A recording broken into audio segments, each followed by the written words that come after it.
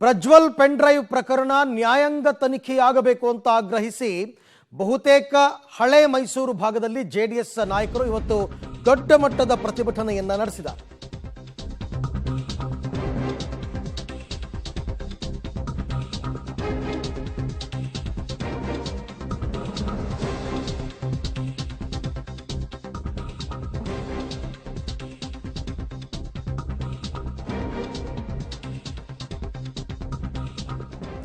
Prajwal pen drive ಪ್ರಕರಣ ನ್ಯಾಯಾಂಗ ತನಿಖೆಗೆ ಆಗ್ರಹಿಸಿ ಹಳೆ ಮೈಸೂರು ಭಾಗದಲ್ಲಿ ಜೋರಾಗಿದೆ ಜೆಡಿಎಸ್ನ ಪ್ರತಿಭಟನೆ.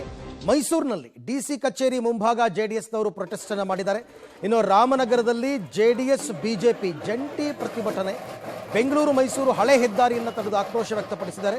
ಹಾಗೆಯೇ ಮಂಡ್ಯದ ನಾಗಮಂಗಲದಲ್ಲಿ ಜೆಡಿಎಸ್ನವರು ಬೃಹತ್ ಪ್ರತಿಭಟನೆಯನ್ನ ಮಾಡಿದ್ದಾರೆ. ದೃಶ್ಯದಲ್ಲಿ ತಾವು ನೋಡ್ತಾ ಇದ್ದೀರಾ, ಸಾಕಷ್ಟು ಸಂಖ್ಯೆಯಲ್ಲಿ ಜನ ಸೇರಿದ್ದಾರೆ.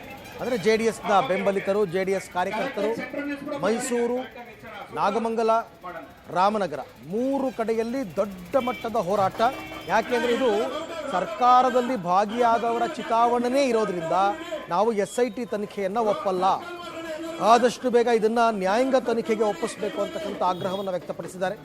CBI ತನಿಖೆ ಆಗಲಿ ಅಂತ ಕೂಡ ಆಗ್ರಹಗಳು ಕೇಳಿಬಂದಿತ್ತು, ಸರ್ಕಾರ ಅದಕ್ಕೆ ಸೊಪ್ಪಾಕಿಲ್ಲ. ಈಗ ನ್ಯಾಯಾಂಗ ತನಿಖೆ ಆಗಬೇಕು ಅಂತಕ್ಕಂಥ ಆಗ್ರಹವನ್ನು JDS ಕಾರ್ಯಕರ್ತರು ಮಾಡ್ತಾ ಇದ್ದಾರೆ.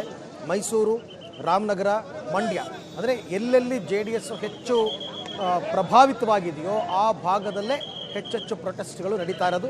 ಹಳೆ ಮೈಸೂರು ಭಾಗದಲ್ಲಿ ಪ್ರತಿಭಟನೆ ಅಂತಕ್ಕಂಥದ್ದು ಜೋರಾಗ್ತಾ ಇದೆ.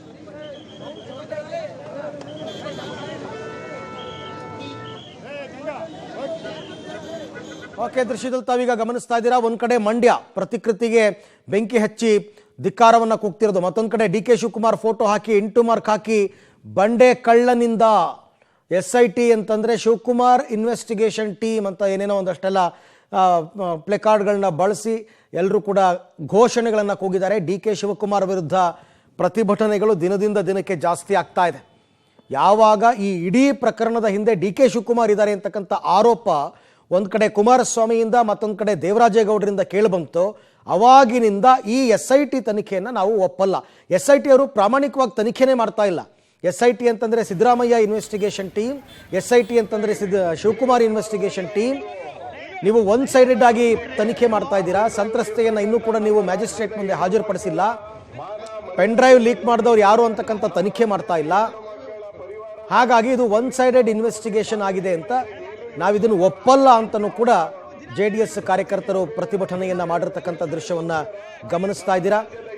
DK ಶಿವಕುಮಾರೇ ಇದೆಲ್ಲದರ ಹಿಂದೆ ಇರತಕ್ಕಂಥ ಮಹಾನಾಯಕ, ಆತನಿಂದಲೇ ಇವೆಲ್ಲ ನಡೆದಿರ್ತಕ್ಕಂಥದ್ದು ಅಂತ.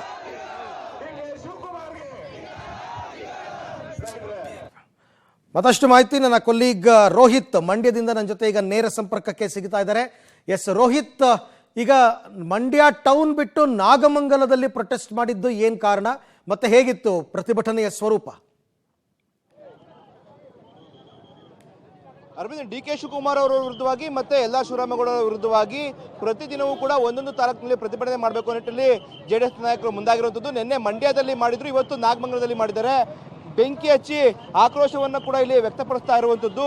DK ಶಿವಕುಮಾರ್ ಅವರ ಪ್ರತಿಕೃತಿ ಮತ್ತೆ LR ಶಿವರಾಮೇಗೌಡ ಅವರ ಪ್ರತಿಕೃತಿಗೆ ಬೆಂಕಿ ಹಚ್ಚಿ ಆಕ್ರೋಶವನ್ನು ವ್ಯಕ್ತಪಡಿಸ್ತಾ ಇದ್ದಾರೆ.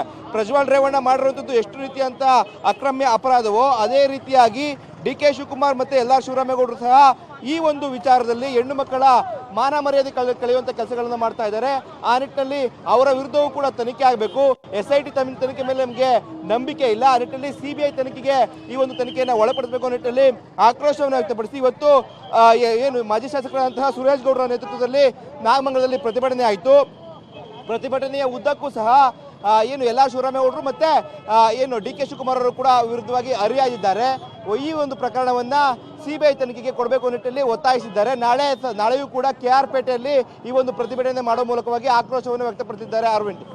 Okay Rohit, thank you. ತಮ್ಮ ಎಲ್ಲ ಮಾಹಿತಿಗೆ ಧನ್ಯವಾದ. ಅಂದರೆ ಈ ಪ್ರಕರಣದಲ್ಲಿ LR ಶಿವರಾಮೇಗೌಡ ಕೂಡ ಮಧ್ಯವರ್ತಿಯ ರೀತಿಯಲ್ಲಿ ವರ್ತಿಸಿದ್ದಾರೆ, ಮತ್ತೆ DK ಶಿವಕುಮಾರ್ ಪ್ರಕರಣದ ಕಿಂಗ್ ಪಿನ್. ಹಾಗಾಗಿ ನಾಗಮಂಗಲ ಭಾಗದಲ್ಲಿ ಇವತ್ತು ಪ್ರೊಟೆಸ್ಟ್, ಎಲ್ಲ ವಿಧಾನಸಭಾ ಕ್ಷೇತ್ರಗಳ ವ್ಯಾಪ್ತಿಯಲ್ಲಿ ಪ್ರೊಟೆಸ್ಟ್ ಮಾಡೋದಕ್ಕೆ JDS ಅವರು ಪ್ಲಾನ್ ಮಾಡಿದ್ದಾರೆ.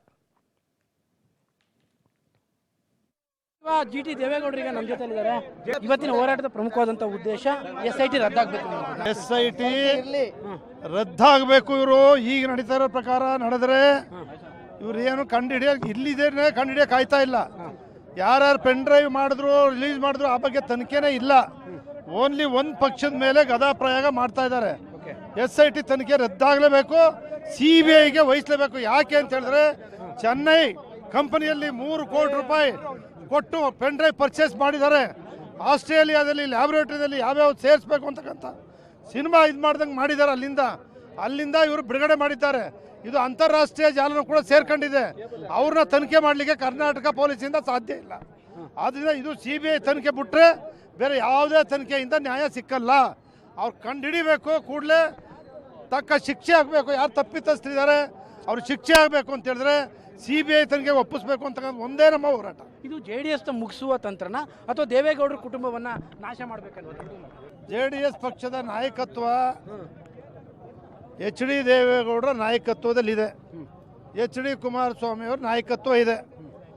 ಆ ನಾಯಕತ್ವವನ್ನು ಮುಗಿಸಿದ್ರೆ JDS ಪಕ್ಷವನ್ನು ಮುಗಿಸ್ಬೋದು ಅಂತಕ್ಕಂಥದ್ದನ್ನು ತೀರ್ಮಾನ ಮಾಡಿ ಸರ್ಕಾರ ಬಂದ ದಿನದಿಂದಲೂ ಕೂಡ ಈ ಪ್ರಯತ್ನ ನಡೀತಾ ಇದೆ. ಇದು CM DCM ಇಬ್ಬರ ಪ್ರಯತ್ನವ ಅಥವಾ ಒಬ್ಬರ ಪ್ರಯತ್ನ? ಒಬ್ಬರಿಂದ ಇದನ್ನು ಮಾಡ್ಲಿಕ್ಕೆ ಸಾಧ್ಯ ಇಲ್ಲ. ಇಬ್ಬರು ಕೈ ಜೋಡಿಸಿರೋದ್ರಿಂದನೇ ಇದು ನಡೀತಾ ಇರ್ತಕ್ಕಂಥದ್ದು. ಅಲ್ಲಿಗೆ ತೀರ್ಮಾನ ಬಂದಿದ್ದೀರಿ, ಇವರಿಂದ ನ್ಯಾಯ ಸಿಗೋದಿಲ್ಲ ಅನ್ನುವಂಥ? ಇವರಿಂದ ಯಾವುದೇ ಕಾರಣಕ್ಕೂ ನ್ಯಾಯ ಸಿಗೋ ಪ್ರಶ್ನೆ ಇಲ್ಲ. ಇವತ್ತು ಗಂಟ SIT ತನಿಖೆ ನಡೀತಾ ಇರೋದ್ರಿಂದ ಯಾವುದೇ ನ್ಯಾಯ ಸಿಗಲ್ಲ. ಏಕಪಕ್ಷೀಯ ಮಾಡ್ತಾ ಇದ್ದಾರೆ, ಸರ್ಕಾರದ ಕೈಗೊಂಬೆಗಳ ಕೆಲಸ ಮಾಡ್ತಾ ಇದ್ದಾರೆ. ಇವರಿಂದ ನ್ಯಾಯ ದೊರಕಲ್ಲ. ಇದೇನಿದ್ರು ಅಂತಾರಾಷ್ಟ್ರೀಯ ಮಟ್ಟದಲ್ಲೂ ಕೂಡ ಚೆನ್ನೈ, ಆಸ್ಟ್ರೇಲಿಯಾ ಎಲ್ಲರೂ ಸೇರಿರೋದ್ರಿಂದ CBI ತನಿಖೆನೇ ಆಗಬೇಕು. ಇವ್ರು ಮಾಡದೇ ಇದ್ರೆ ನಾವು ಹೈಕೋರ್ಟು, ಸುಪ್ರೀಂ ಕೋರ್ಟು ಮೊರೆ ಹೋಗ್ತೇವೆ, CBI ತನಿಖೆ ಮಾಡಿಸ್ತೇವೆ. ಕೊನೆಯದಾಗಿ ಅವ್ರು ಕಾರ್ತಿಕ್ ನನಗೆ ಗೊತ್ತೇ ಇಲ್ಲ ಅಂತ ಹೇಳ್ತಾರೆ, ಶ್ರೇಯಸ್ ಪಟೇಲ್ ಅಲ್ಲಿರುವಂಥ ವ್ಯಕ್ತಿ. ಆದರೆ ನನಗೆ ಅವ್ರು ಅವ್ರಿಗೆ ಸಂಬಂಧಪಟ್ಟಂಥ ಫೋಟೋಗಳು ಕೂಡ ಈಗ ರಿಲೀಸ್ ಆಗಿದೆ. ಈಗಾಗಲೇ ತಾವೇ ಏನು ಶ್ರೇಯಸ್ ಪಟೇಲ್ ನನ್ನ ಪರಿಚಯನೇ ಇಲ್ಲ ಅಂತ ಹೇಳಿದ್ದು, ಇವತ್ತು ನಿಮ್ಮ ಮಾಧ್ಯಮದ ಮುಂದೆ ಅವ್ನು ಊಟ ಮಾಡ್ತಾ ಇರ್ತಕ್ಕಂಥದ್ದು, ಅವ್ನು ಚುನಾವಣೆ ಜವಾಬ್ದಾರಿಯನ್ನು ವಹಿಸ್ಕೊಂಡಿರ್ತಕ್ಕಂಥದ್ದು, ಒಂದೊಂದು ಹೋಬಳಿ ಚುನಾವಣೆಗಳನ್ನು ಒಬ್ಬನೇ ವಹಿಸ್ಕೊಂಡು ಶ್ರೇಯಸ್ ಪಟೇಲ್ ಪರವಾಗಿ ಕ್ಯಾಂಪೈನ್ ಮಾಡಿರ್ತಕ್ಕಂಥ ಎಲ್ಲವೂ ಕೂಡ ಆಧಾರ ಇದ್ದಾವೆ. ಅದು ಗೊತ್ತಾಗ್ತಾ ಇದೆ. ಅವ್ರು ಏನು ಸುಳ್ಳು ಹೇಳಿದ್ರು ಅನ್ನೋದು ಒಂದು, ನಾವಲ್ಲ ಅಂತ ಹೇಳಿದ್ದು ಶಿವರಾಮೇಗೌಡರಿಂದ. SIT ತನಿಖೆಯಿಂದ ನ್ಯಾಯ ಸಿಗಲ್ಲ. ಪ್ರಜ್ವಲ್ ರೇವಣ್ಣ ಮಾಡೋದು ಎಷ್ಟು ತಪ್ಪೋ ರಾಜ್ಯ ಸರ್ಕಾರ ಕೂಡ ಇದರಲ್ಲಿ ಅಷ್ಟೇ ತಪ್ಪನ್ನು ಮಾಡಿದೆ. DK ಶಿವಕುಮಾರ್, ಮುಖ್ಯಮಂತ್ರಿಗಳು ಎಲ್ಲರೂ ಸೇರಿಕೊಂಡು ಇದು ಷಡ್ಯಂತ್ರ ಮಾಡಿದ್ದಾರೆ. ಅದೇನೋ ಆಸ್ಟ್ರೇಲಿಯಾದಲ್ಲಿ ಪೆನ್ ಡ್ರೈವ್ ರೆಡಿ ಆಗಿದೆ ಅಂತಾರೆ, ಚೆನ್ನೈ ಅಂತಾರೆ. ಹಾಗಾಗಿ ನಮಗೆ SIT ಕೈಲಾಗಲ್ಲ, ಇದನ್ನು CBIಗೆ ವಹಿಸಬೇಕು ಅಂತಕ್ಕಂಥದ್ದು GT ದೇವೇಗೌಡರ ಆಗ್ರಹ.